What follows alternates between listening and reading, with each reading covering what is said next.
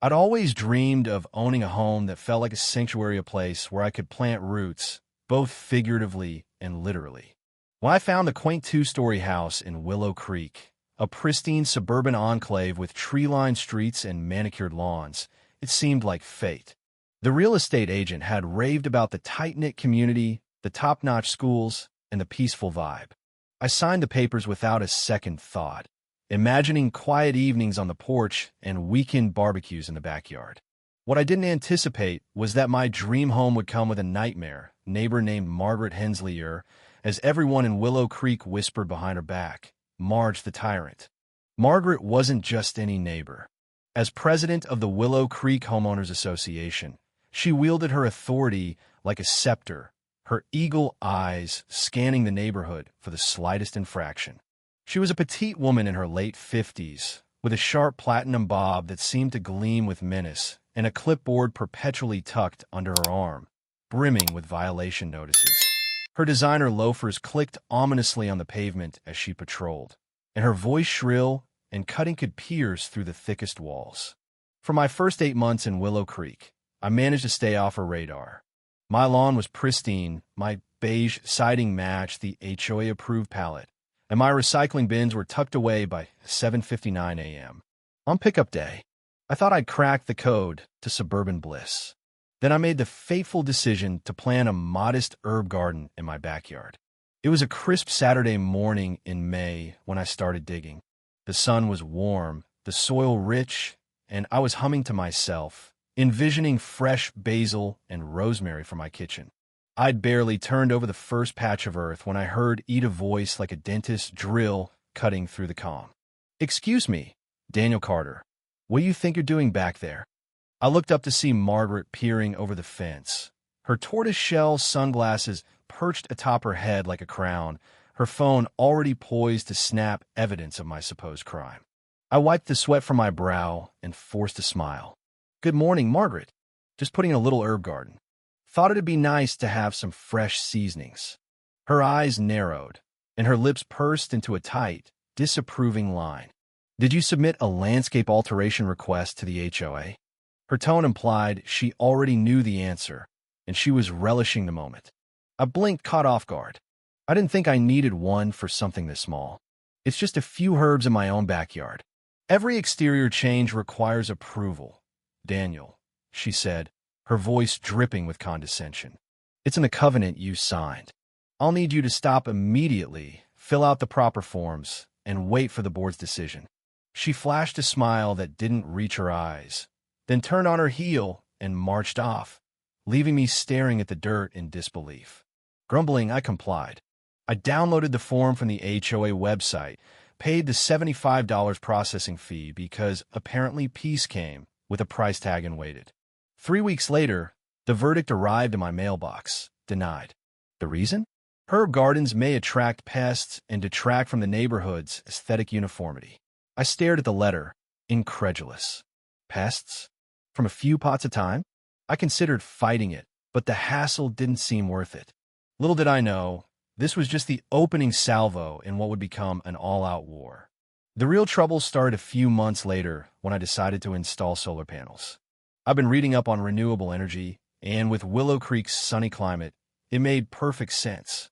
This time I did my homework. State law explicitly protected homeowners' rights to install solar systems, overriding HOA restrictions. Still, I submitted the paperwork out of courtesy and hired a licensed contractor. The day the crew arrived, their truck rumbling down the street with panels gleaming in the sunlight, Margaret materialized like a storm cloud. She stormed up my driveway, her face flushed with fury, her clipboard waving like a battle flag. "Stop this right now," she barked, glaring at the workers as if they'd personally offended her. "The board hasn't approved this monstrosity." I stepped outside, keeping my tone even. "Actually, Margaret," I checked the law. "State statute protects solar installations. The HOA can't stop me." I handed her a neatly printed copy of the legislation, watching her snatch it with a scowl. She skimmed it, then crumpled it into a ball and tossed it onto my lawn. "We'll see about that," she hissed, her eyes glinting with malice before she stomped off. The next morning, A certified letter arrived. I was now in violation of 4 HOA rules. My porch light was too bright, my mailbox unacceptably faded, my car parked improperly in my own driveway, and my welcome mat excessive in design. The fines totaled $150 per day until corrected. It was blatant retaliation, and I wasn't having it. I hired a photographer to document my property, every bulb, every inch of paint, every tire placement, proving the accusations were nonsense. I emailed the evidence to the full HOA board, attaching a polite but firm letter citing state laws against selective enforcement. Within 48 hours, the fines vanished without a word. But I poked the bear, and Margaret's wrath only grew. Her campaign escalated. She stopped notifying me of HOA meetings, leaving me in the dark about decisions affecting my own home.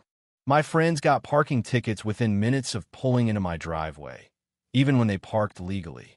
Anonymous noise complaints brought cops to my door during quiet dinners, their flashlights sweeping my living room as I explained, yet again, that no party was happening. I started keeping a detailed log, dates, times, photos, knowing I'd need it. Each incident stoked my frustration, but I refused to let her see me sweat. That only seemed to enrage her more. The breaking point came in late September. I'd been away on a business trip, pitching a new project to a client in Chicago. Exhausted but triumphant, I returned home late Friday night, dreaming of a hot shower in my own bed. As I pulled into the driveway, my headlights caught something odd, a white vinyl fence slicing through my backyard, cutting off a corner that included my prize peach tree.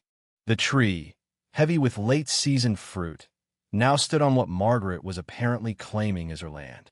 I dropped my suitcase and stormed to the backyard, my jaw tightening as I saw the damage. 6 feet of my property gone.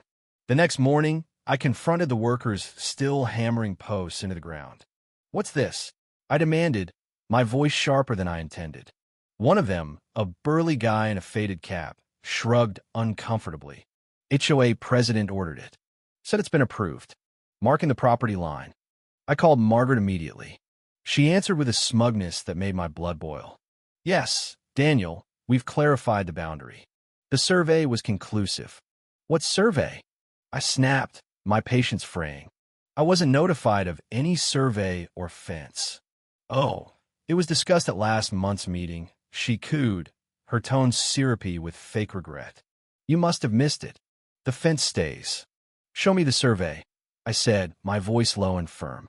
"Submit a written request. We'll review it next quarter." She hung up before I could respond. That was the last straw. No more playing nice. I called a licensed surveyor that afternoon, and by Sunday morning, he'd confirmed what I suspected. The fence encroached 7 feet onto my property, annexing not just the peach tree, but a chunk of my irrigation system. Armed with his official report, I contacted a real estate attorney named Laura Grayson, a no-nonsense woman with a reputation for dismantling HOA tyrants. Laura reviewed the documents and grinned. "This is textbook encroachment, building on your land without consent. It's not just an HOA violation. It's trespassing and property damage. Potentially criminal." She drafted a cease and desist letter to Margaret and the HOA, demanding the fence's removal at their expense, backed by the surveyor's findings and photos. The board, apparently blindsided by Margaret's solo crusade, called an emergency meeting me, first invitation in months. I arrived with Laura, my evidence in hand. Margaret sat at the head of the table, her posture rigid, but I saw a flicker of unease in her eyes. The other members, Tom, the treasurer, Susan, the secretary, and a few quiet retus shifted awkwardly as Laura laid out the case. Margaret's composure cracked. "He doesn't even maintain that corner," she shouted, her face reddening. "That tree drops peaches all over my yard. It's a mess. As president, I can act for the community's benefit." "Did you commission a survey?" Tom asked, his voice steady but tinged with dread. She faltered. "Well, not officially, but it's obvious where the line should be." "That's not your call," Susan cut in, her tone sharp. "We could be sued over this." The board voted 4-1 to remove the fence, Margaret dissenting, of course. But I wasn't done. She crossed a legal line, and I wanted accountability. The next day, I filed a police report, submitting the survey, photos, and a statement from the fence company confirming Margaret had directed the installation personally, falsifying HOA approval. To my shock, the police didn't brush it off. A detective called me later that week. "You're not the first to complain about her. She's bullied others into compliance." This time, she picked the wrong fight. 2 days later, I was pruning my roses when a squad car rolled up to Margaret's house. I tried to focus on my task, but the drama was magnetic. "Margaret Hensley," an officer announced as she opened her door, "we have a warrant for your arrest, criminal trespassing, property damage, and falsifying documents."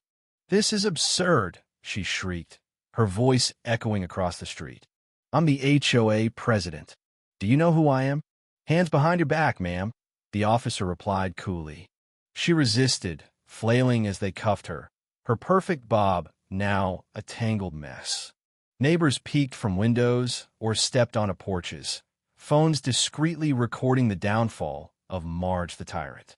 As they led her to the cruiser, she locked eyes with me, her mascara-streaked face contorted with rage. "You'll regret this, Daniel." She was out on bail by nightfall, but the dominoes kept falling. The HOA board ousted her in a unanimous vote. The fence company turned over damning records, and her employer, a high-end interior design firm, suspended her amid the scandal. At her arraignment, her attorney pushed a plea: misdemeanor trespassing, $20,000 in damages and fees, including Laura's bill, and 250 hours of community service cleaning the neighborhood park she'd once deemed an eyesore.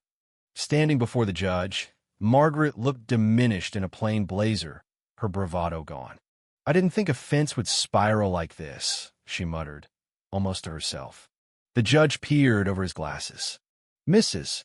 Hensley, property laws aren't optional. Your authority didn't extend to rewriting reality. Actions have consequences." As she was escorted out, she shot me one last venomous glare. I didn't flinch. My dream home was mine again, Peachtree, herb garden, solar panels, and all. Willow Creek was quieter now, the tyranny ended. But I kept my logbook close, just in case. If you were the one in this story, how would you react? Would you stand up and fight back, or accept the unreasonable pressure and control from the HOA? Share your thoughts in the comments below. And don't forget to subscribe, like, and share this VY Deo with more people. Your small action gives us the motivation to keep bringing you more intense and engaging stories.